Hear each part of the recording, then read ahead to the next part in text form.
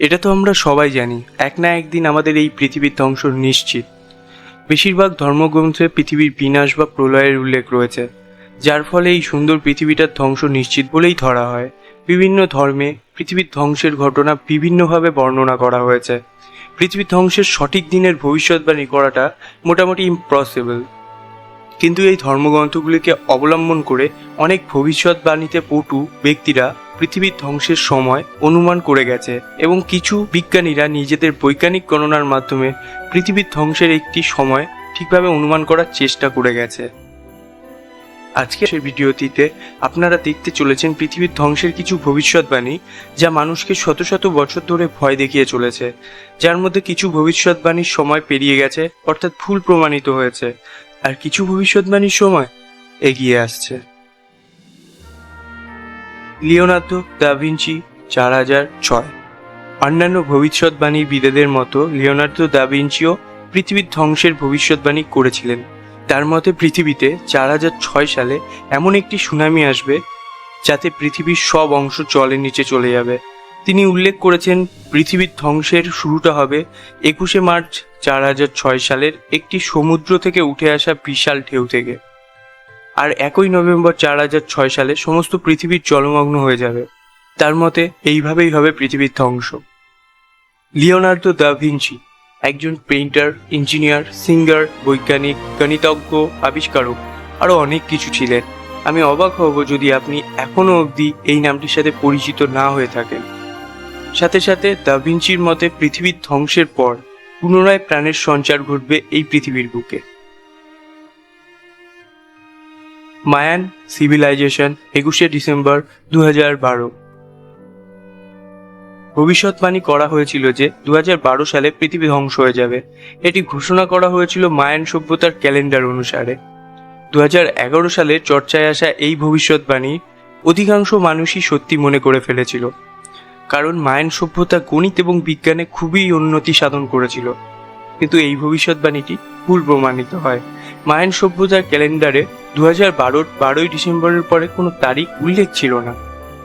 ইতিহাসবিদদের মতে মায়ান সভ্যতা 1000 বছর আগেই অনুমান করেছিল পৃথিবীর ধ্বংসের এই তারিখটি, এবং এই সভ্যতার গণনা অনুযায়ী পৃথিবীর বয়স 5126 বছর। বাবা ভাঙ্গা 5079। বলগারোর একজন ভবিষ্যৎবার্তা বাবা ভাঙ্গা আজকাল চর্চার মধ্যে রয়েছে, আর থাকবেই না কেন। বর্তমানকালের জন্য করা তার ভবিষ্যৎবাণীগুলি অধিকাংশই সম্পূর্ণরূপে সঠিক প্রমাণিত হচ্ছে। বাবা ভাঙ্গার অনেক বেশি ভবিষ্যৎবাণী সঠিক হয়েছে। তার আমেরিকার 9/11 টেররিস্ট অ্যাটাক, জাপানের সুনামি, ফুকুশিমার দুর্যোগ এবং ISS-এর মতো জঙ্গি সংগঠনের সামনে আসার ভবিষ্যৎবাণী সঠিক হয়েছে। কিন্তু তিনি পৃথিবীর ধ্বংসকে নিয়ে যে ভবিষ্যৎবাণী করেছিলেন তা সকলকে চমকে দিতে পারে। তিনি বলেছিলেন 5079 সালে পৃথিবীর ধ্বংস হয়ে যাবে। যদিও বা তিনি এই ভবিষ্যৎবাণীটি সোজাসুজি বলেননি, তিনি 5079 সালের আগের সব ভবিষ্যৎবাণী করে ব্যাখ্যাও করেছেন। সেখানে তিনি বলেছেন নেক্সট 100 ইয়ার্স, 100 বছরের মধ্যে মানুষ কৃত্রিম সূর্য বানিয়ে নেবেন। 2111 সালে মানুষ রোবটের মতো বসবাস করবে। 2167 সালে একটি নতুন জাতি তৈরি হবে। 2196 সালে এশিয়া এবং ইউরোপ এক হয়ে যাবে। 2271 সালে ফিজিক্সের লগুলি চেঞ্জ হয়ে যাবে। তার ঠিক 150 বছরের মধ্যে মানুষ এলিয়েনের সঙ্গে সাক্ষাৎ করবে। 3005 সালে মঙ্গল গ্রহে হবে সবথেকে বড় যুদ্ধ। আর 3805 সালে হিউম্যান রিসোর্সের জন্য যুদ্ধ হবে। অর্ধেক মানুষের মৃত্যু হবে সেই যুদ্ধে। আর তারপর মানুষ ভগবানের সাথে সরাসরি যোগাযোগ করতে পারবে, অর্জন করবে অমরত্ব 4599 সালে। 4674 সালের মধ্যে মহাকাশের সব গ্রহ মিলিয়ে 340 বিলিয়ন মানুষ বসবাস করবে। মানুষ এবং এলিয়ান একসাথে পরিবার বিস্তার করবে। তারপর মানুষ অগ্রসর হবে মহাকাশের বাইরের খোঁজে। 5079 সালে কিছুই থাকবে না এই পৃথিবীতে। তার মতে এটাই হবে পৃথিবীর ধ্বংস। অদ্ভুত দশের পক্ষ থেকে একটি ছোট্ট মেসেজ আমাদের ভিউয়ার্স বন্ধুদের কাছে। যদিও বা তার বর্তমানকালের কিছু ভবিষ্যৎবাণী সত্যি হয়েছে, তেমনি তার অধিকাংশ ভবিষ্যৎবাণী মিথ্যে প্রমাণিত হয়েছে। যেমন একটি উদাহরণ, 2010 সালে থার্ড ওয়ার্ল্ড ওয়ার তিনি অনুমান করেছিল, কিন্তু সেটা হয়নি। সেই কারণেই আগামী ভবিষ্যৎবাণীগুলিও সঠিক হবে কিনা তা ভাববার কোনো কারণ নেই, এবং এগুলিকে সঠিক বলে সমাজে রিপ্রেজেন্ট করা অদ্ভুত ধসের টিম সাপোর্ট করে না। তেমনি এটাকে প্রশ্রয় দেওয়া কুসংস্কারকে প্রশ্রয় দেওয়া হবে, যা একটি অপরাধমূলক কাজ। তো চলুন পরেরটি জানা যাক। Isaac Newton, 2060। আমাদের মধ্যে বেশিরভাগ মানুষই আইজ্যাক নিউটনকে আধুনিক বিজ্ঞানের অন্যতম মহান বিজ্ঞানী হিসাবে চিনি। তিনি পৃথিবীর অন্যতম প্রভাবশালী বৈজ্ঞানিকদের মধ্যে একজন। আইজ্যাক নিউটন শুধুমাত্র ভৌতবিজ্ঞানের নিয়ম বা সূত্রের আবিষ্কর্তা হিসাবে সারা পৃথিবীর কাছে পরিচিত তা কিন্তু নয়। তিনি যেমন নিজের চিন্তা শক্তিকে কাজে লাগিয়ে ভৌতবিজ্ঞানের বিভিন্ন সূত্র আবিষ্কার করেছেন, তেমনি তিনি নিজের চিন্তা শক্তিকে কাজে লাগিয়েছিলেন পৃথিবীর শেষ দিনের তারিখ আবিষ্কার করার জন্য। তিনি বাইবেল পড়তে পড়তে খোঁজার চেষ্টা করতেন সেই তারিখটির। বাইবেল পাঠের পরে তিনি মনে করেন 2060 সাল থেকে পৃথিবীর ধ্বংস হতে শুরু করবে।